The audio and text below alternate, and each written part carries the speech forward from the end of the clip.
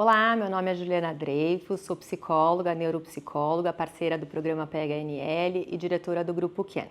Eu vim aqui hoje para falar para vocês como que eu uso os jogos dentro das minhas sessões de reabilitação neuropsicológica. É muito importante vocês saberem que os jogos não são jogos puramente só como um reforço positivo para essas crianças no final da sessão. O que de fato são, e a gente mostra para eles que eles vão ter esse momento de prazer, né, depois que a gente aplica o programa e no final a gente vai ter esse momento prazeroso de jogar os jogos. Mas cada jogo que eu escolho para aquele determinado paciente, ele tem um objetivo que é individual para aquele paciente. Então, se aquele paciente tem mais dificuldade de atenção, eu vou selecionar os jogos que vão estimular mais a atenção.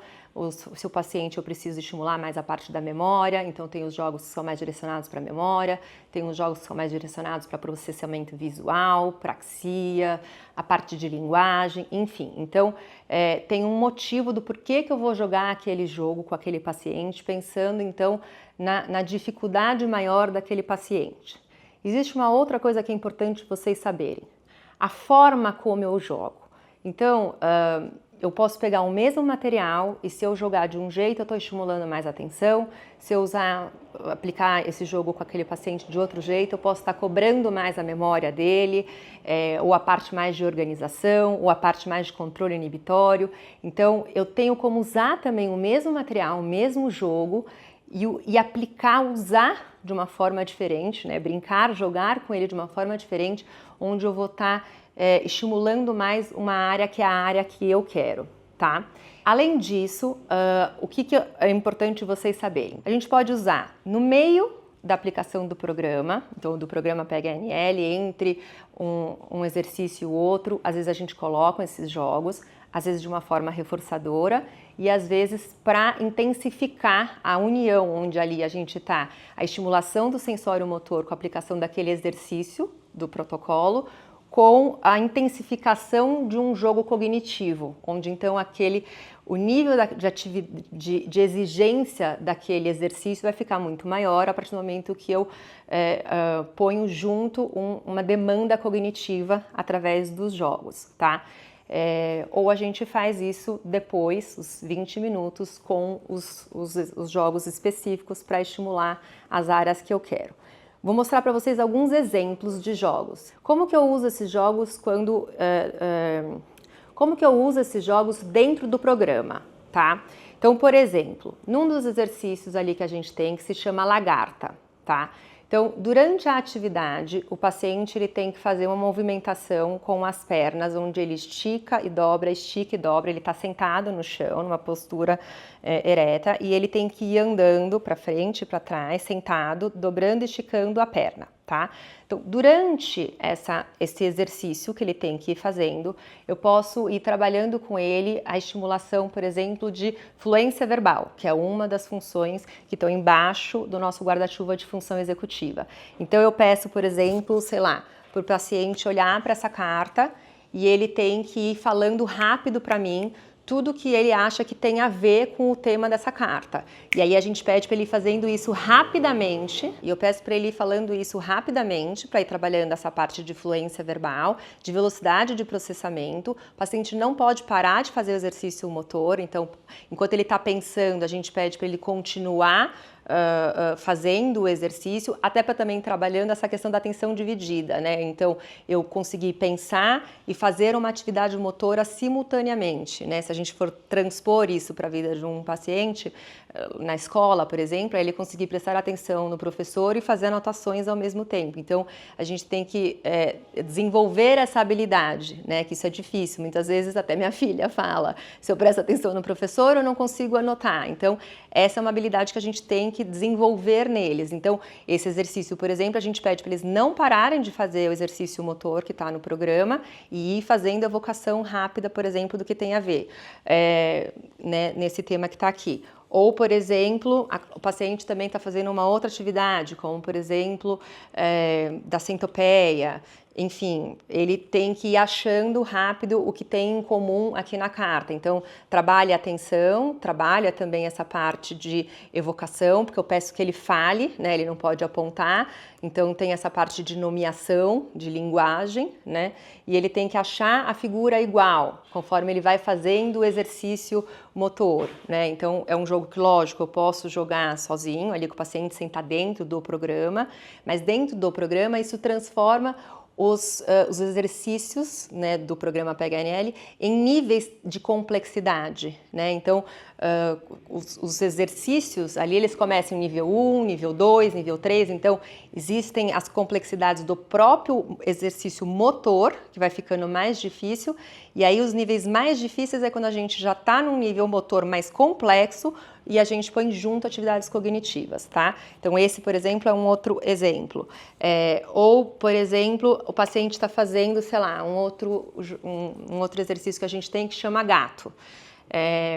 O exercício do gato ele pode fazer movimento simultâneo, onde ele tem que engatinhar, mexendo membros do lado esquerdo, né, perna esquerda e braço esquerdo, ao mesmo tempo. Então ele tem que engatinhar, mas mexendo ao mesmo tempo os membros. E às vezes depois o nível 2 é lado contrário, então é braço direito com a perna esquerda. Então o que eu faço para complicar? Eu faço um comando auditivo, então eu falo, se vocês escutarem, pode ser palma, enfim, mas se vocês escutarem uma batida de coco, é o movimento do mesmo lado. Se vocês escutarem 2 batidas de coco, vocês vão ter que mudar. Então eu tenho o controle inibitório, porque ele tem que inibir a ação que ele estava fazendo antes, que podia ser o movimento mesmo lado, para passar a fazer uma nova ação. Então também envolve essa tomada de decisão rápida para você alternar, né, em uma outra ação motora. Então você combina isso, mas isso também pode ser combinado de outras formas. Pode ser, se eu falar frutas, você faz um movimento. Se eu falar comida, você vai fazer o outro movimento. Então também pode ser usando a parte de categorias. E aí, desse jeito, a gente está botando várias dessas funções que ficam dentro do guarda-chuva, das funções executivas, para a gente ir estimulando essas crianças e deixando os níveis mais complexos desses exercícios do programa PHNL. Um outro exemplo, por exemplo, a gente pede para a criança memorizar. Ela tem que memorizar os peixes que estão aqui na imagem e depois eu tiro, peço para ela fazer um dos exercícios, pode ser ponte, enfim, que ela tem que engatinhar de lado. Depois que ela faz inteirinha, vai e volta, eu peço para ela me falar, por exemplo, quais foram os peixes que estavam na carta. Posso pedir para ela falar na ordem direta ou na ordem inversa, que vai trabalhar a memória operacional, por exemplo. Um outro exemplo, por exemplo, que eu utilizo é pegar umas cartinhas, enfim, pode ser qualquer cartinha que vocês tenham de figuras, onde eu peço para o paciente montar uma história. Então, primeiro ele vai, sei lá, nessas 5 primeiras aqui, ele tem que contar uma história para mim, seguindo essa sequência, ou seja, uma forma de exigir função executiva, organização mental. Ele não pode trazer o sol antes, o sol está por último, então a palavra sol não pode aparecer antes na história, então é uma forma da gente ir trabalhando essa organização e ele tem que dar um jeito de ir conectando as cartas para formar uma história que faça sentido. Tá?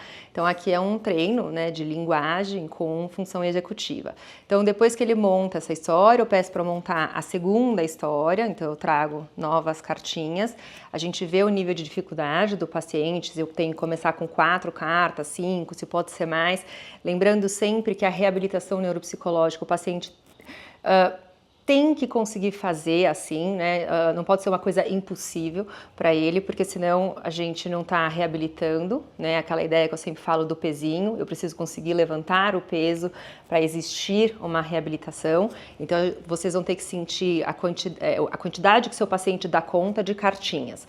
E aí depois que ele memoriza a segunda história, eu tiro, né, aqui as cartinhas e aí peço para ele fazer alguns dos exercícios do protocolo. Então vamos imaginar que seja, por exemplo, né, o do gato, como eu falei, ou algum outro que tenha um movimento que ele tenha que fazer, às vezes mesmo lado ou lado contrário. Então eu falo para ele que se eu falar alguma imagem que estava na primeira história, ele tem que fazer o movimento mesmo lado, então o braço direito junto com a perna direita. Se eu falar alguma figura que estava na segunda história, ele vai ter que fazer o movimento cruzado. Então, desse jeito, ele vai estar trabalhando de novo controle inibitório, memória operacional, porque ele tem que lembrar se aquela imagem estava na primeira história ou se estava na segunda história.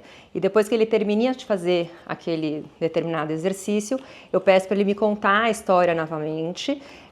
Posso pedir para me contar de forma direta, normal, exatamente do jeito que estava, mas eu posso pedir para ele me contar, né, da forma inversa, onde vai exigir mais ainda da memória operacional deles. Vou dar um exemplo de história só para vocês poderem entender, né, e o quanto que é difícil algumas vezes para esses pacientes, porque você vai começar às vezes por uma coisa que seria muito mais fácil até eu começar assim, né, uma linda família, é mais fácil você começar a história desse jeito. Então, se eu quiser ajudar o paciente, eu já posso pensar de um jeito que faça sentido, um sentido um pouquinho maior na história. Mas senão eu posso começar de um jeito mais maluco mesmo. E ele tem que dar um jeito de começar a história dele conectando já essa história. Então ele pode falar, num belo lindo dia de manhã, eu estava me arrumando para ir para a escola, eu não achava os meus sapatos. E eu comecei a gritar na minha casa, de repente apareceu meus irmãos e a minha mãe perguntando de uma forma muito amorosa para mim o que estava acontecendo e que eu não parava de gritar no meu quarto. E aí a gente procurou pela casa inteira onde estavam meus sapatos e ninguém achava. Até que vai. É difícil. Até que, vamos pensar, lá fora começou a acontecer uma super chuva. E aí, de fato, lá fora, dentro da casa estava uma tempestade, lá fora também estava uma tempestade, mas graças a Deus, a minha mãe era muito organizada e achou meus lindos sapatinhos. Então, enfim, esse é um exemplo de história. E aí a criança tem que lembrar que tinham essas figuras, essa foi a nossa sequência. Se eu pedir para ela contar ao contrário, ela teria que falar, então estavam, né, um dia de chuva lá fora, a gente procurou pela casa inteira, amorosamente minha mãe começou a me procurar, ajudar a procurar o sapato, entrou no meu quarto minha mãe e meus irmãos, e eu acordei e procurava meus sapatos. Então, aí eu fui para o lado, né, de forma inversa, exigindo muito mais da minha memória operacional. Quando eu também peço durante os exercícios, né, e eu falo, se eu falar sapato, é da primeira história, então eu tenho que fazer o movimento mesmo lado. Aí se eu falar sol, inibe e passo a fazer lado contrário, ou seja, a mão direita com a perna esquerda, eu passo a fazer o gato, movimento inverso.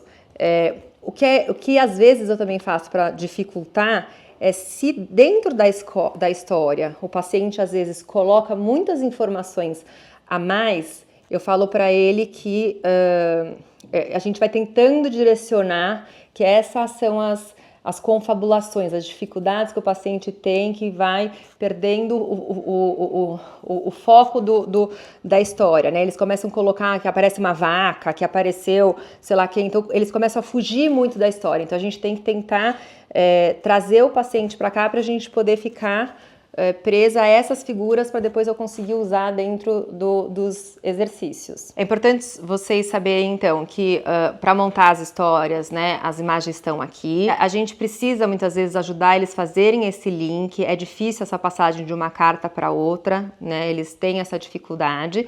E aí depois então as cartas são retiradas. Ele vai fazer os exercícios sem eles estarem vendo então as imagens. E aí que começa essa exigência da memória, né, durante as atividades que ele está fazendo, por isso que também os exercícios vão ficando com esse grau de dificuldade cada vez maior, tá?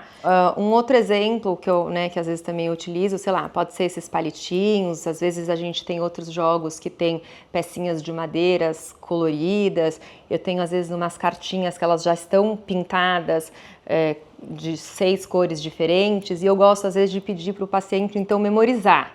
Eu invento ali uma sequência de cores, enfim, e aí aqui eu trabalho, eu tento ensinar para eles já uma estratégia de memória, então para a gente fazer uma associação, então a gente tem que decorar Mas eu nunca peço para eles decorarem verde, amarelo, preto, vermelho, azul. Verde, amarelo. Se a gente pedir, eles vão nessa linha, né? E vão ficar verde, amarelo, preto, vermelho, azul.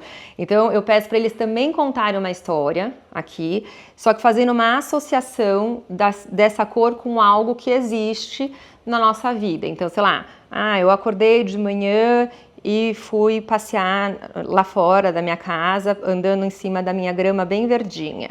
O dia estava bem ensolarado, mas de repente começou a aparecer umas nuvens bem pretas. Mas o dia estava quente, bem quente. E aí, quando eu cheguei na minha casa, eu peguei e tomei um copo enorme de água para poder passar o meu calor. Então, eu fui associando as cores com algo que tem, né, no mundo lá fora, que tem a ver com essas cores para ajudar o paciente a memorizar. Então, eu ajudo eles a fazerem essa associação. E aí, depois eu peço para eles fazerem algum dos exercícios do protocolo, qualquer um que a gente quiser. E aí, depois eu peço para eles montarem, eu dou bagunçado, montarem para mim na sequência que tava os palitinhos por aquelas cores. Enfim, esses são alguns exemplos, né? Tem muitos outros jogos, mas só para vocês entenderem como que a gente usa, né? E para vocês entenderem a importância dos jogos cognitivos dentro de uma sessão de reabilitação e como que a gente consegue usar esses jogos para intensificar, deixar mais difícil ainda os exercícios do programa PHNL. Se ficou alguma dúvida, deixe nos comentários. O meu link do programa está aqui na descrição do vídeo. Na descrição do vídeo?